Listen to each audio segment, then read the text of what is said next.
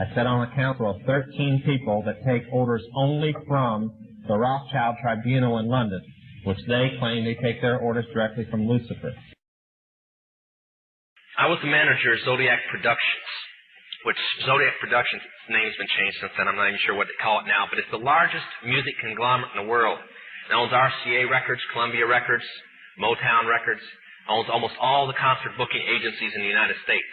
And that's not even the name of the company that owns it. The name of the company that owns it is Brenner Enterprises, and Brenner Enterprises is owned by Chase Manhattan. Chase Manhattan's owned by Standard Oil, and Standard Oil is owned by the Lords of London. You can track it on back. You kind of get the idea after a while. But I was the managing president of Zodiac Productions. It's one of my jobs as being one of these 13 people. Thus, I got to know many of the people who produce music and sing the music and play the music that you play. Now, one of the closest friends that I got during that time that I obtained was a man named David Crosby. Crosby, Still, Nash & Young.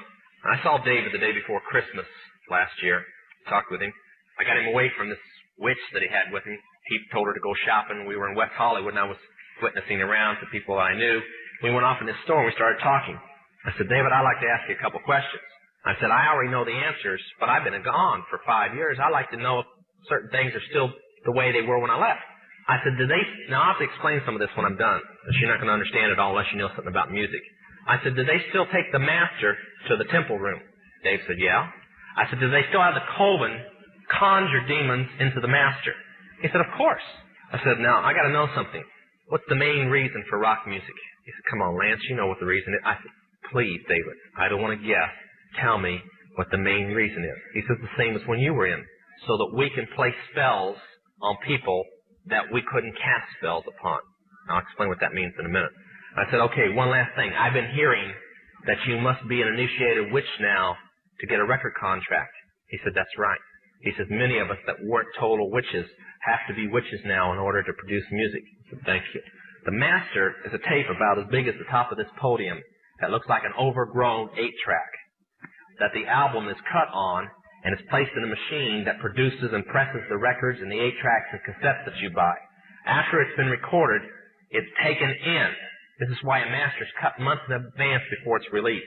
On the full moon, it's taken in to a temple room about the size of this auditorium that is in every one of the major music companies, behind locked doors up in the executive offices. And it's placed on an altar sitting in the north of the room and a pentagram engraved in the floor. And 13 hand-chosen witches and wizards and a coven come in and conjure a principality or a power up, usually Regia or something like that, and order him to tell the demons under him to follow every record and every tape coming off of that master. As I tell many Christian parents, you can go home and count your kids' records, probably yours too, and count how many demons at least are there. If that's too hard for you to believe, I'm sorry. That's why they do it. Now listen to me. This is why rock music's addicting. Have you ever seen kids that got rid of their music? They go around like this. They can't wait to find a rock station somewhere, and they sneak off just like getting a cigarette or a fix, because it's addicting. That's why they can't give it up. The rest of the conversation was this.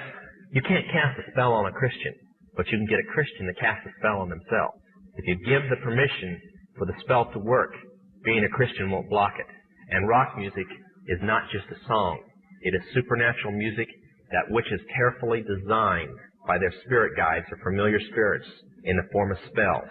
Now, although the devil's music's power is the music and God's music is the words, much of the songs are written in what we call witch language. To give you kind of an idea, many of you talk on a CB, unless you know what a smoky is, and a 10-4, and a front door and back door and rocking chair and these type of things, you don't know what you're talking about. Same with witches. When you're in the first and second level, you have to learn over 2,000 words that said by anybody else means something totally different than when you say them. Elton John has said he's never written a song or sung a song that wasn't in witch language. And I want to show you something.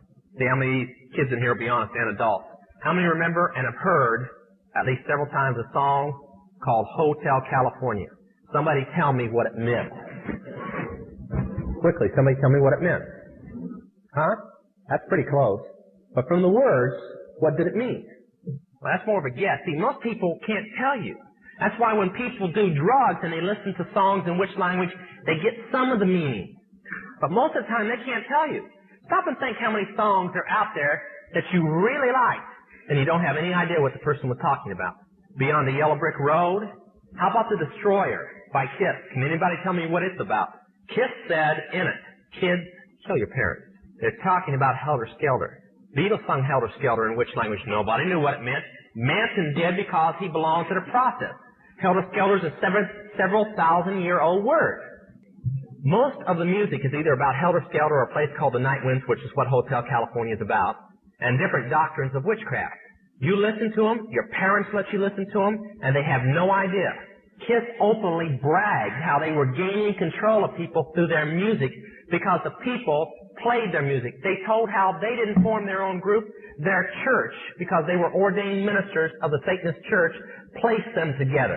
And that's how most of the music is done.